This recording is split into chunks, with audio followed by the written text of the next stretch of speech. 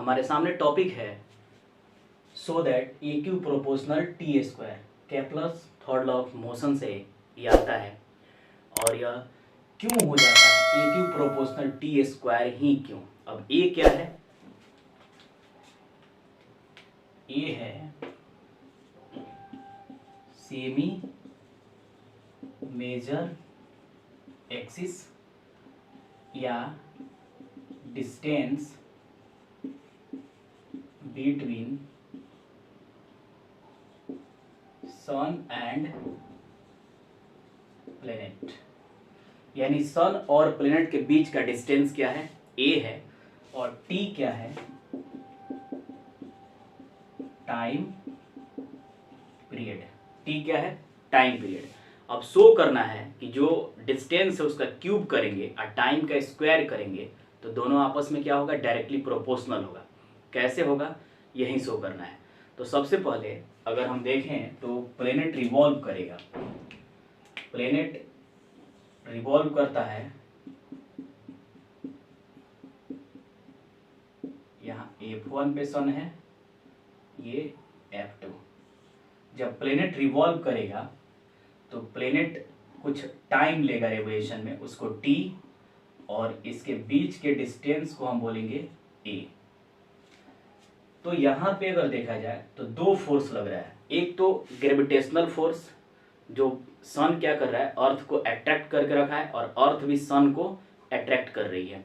तो एक gravitational force और दूसरा सेंट्रीपिटल फोर्स, क्योंकि सर्कुलर मोशन हो रहा है तो यहाँ सेंट्रीपिटल फोर्स भी होगा और ग्रेविटेशनल फोर्स भी होगा। तो जब दोनों फोर्स बैलेंस हो जाएंगे तभी एक प्लेनेट का फिक्स पाथ मिलेगा, ऑर्बिट मिलेगा, तभी वो रिवॉल्व कर पाएगा। तो यानी हम लिख सकते हैं gravitational force equal to centripetal force. Gravitational force का फॉर्मूला क्या होगा? G m1m2 by R square. और हम इसको क्या लिखेंगे? सेंट्रीपिटल फोर्स का mv square by R. Centripetal force का फॉर्मूला होता है mv square by R. m से एक m कैंसिल होगा क्योंकि मास ऑफ अर्थ इसमें भी है और ये मास है अर्थ का ही। सेंट्रीपिटल फोर्स अर्थ ही लगाएगी क्योंकि वही रिवॉल्व कर रही है। तो m कैंसिल, अब बचा क्या? g। अब m लिख लेंगे क्योंकि 2 का कोई वजूद नहीं है, 1 रहेगा तब 2 है, जब 1 है ही नहीं तो डायरेक्ट हम m लिख लेंगे। और v स्क्वायर बाई आर, ये r से r स्क्वायर कटेगा तो r हो जाएगा। अब बचा कितना? gm by R equal to V square. आगे बढ़ते हैं। अब gm by R equal to V को क्या लिख सकते हैं? In circular motion v equal to 2 pi R by T होता है। v इक्वल टू क्या होता है? 2 pi R by T. Circular motion में v equal to 2 pi R by T. अब यहाँ स्क्वायर था तो स्क्वायर कर देंगे, gm बाई आर। अब ये 2 का स्क्वायर तो 4, पाई का स्क्वायर पाई स्क्वायर, आर का स्क्वायर आर स्क्वायर और टी का स्क्वायर टी स्क्वायर। अब इसको इधर भेजते हैं तो gm टी स्क्वायर, आर उधर मल्टीप्लाई होगा 4 पाई स्क्वायर आर क्यू। अब इसको हम ट्रांसपोज कर देते हैं और 4 pi square R cube equal to gm T square. यहाँ आर क्यू और टी स्क्वायर सामने सामने है तो कौन सा रिलेशन होगा? Directly proportional. यही हम प्रूफ करना चाह रहे थे, यानी R cube proportional T square.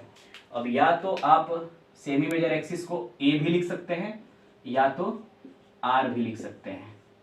तो हम लिख सकते हैं a cube proportional T square proved.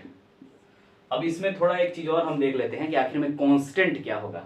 तो यहां से अगर हम चलें यहां से तो हम लिख सकते हैं आर क्यू, यहां से सिर्फ आर क्यू को छोड़ देना है, आर क्यू, और 4 पाई स्क्वायर नीचे चला जाएगा तो उधर बचेगा gm 4 पाई स्क्वायर और टी स्क्वायर जो है इस साइड लेफ्ट साइड लेके आ जाना है। यानी कि हमारे पास कांस्टेंट जो वैल्यू होगा प्रोपोर्शनल को हटाने के बाद, जो कांस्टेंट वैल्यू होगा उसका वैल्यू Gm/4π²। ये अपने आप में कांस्टेंट है, क्यों? क्योंकि G एक ग्रेविटेशनल कांस्टेंट, मास हमेशा किसी बॉडी का कांस्टेंट होता है, 4 एक कांस्टेंट नंबर और पाई कांस्टेंट है, यानी कि कांस्टेंट का वैल्यू Gm/4π²। और ये हम प्रूफ कर पाए कि आखिर में AQ प्रोपोर्शनल T² कैसे होता है, केप्लर्स के थर्ड लॉ के हिसाब से। और मुझे आशा है कि आप बेहतर समझे हैं। मिलेंगे फिर नेक्स्ट वीडियो में।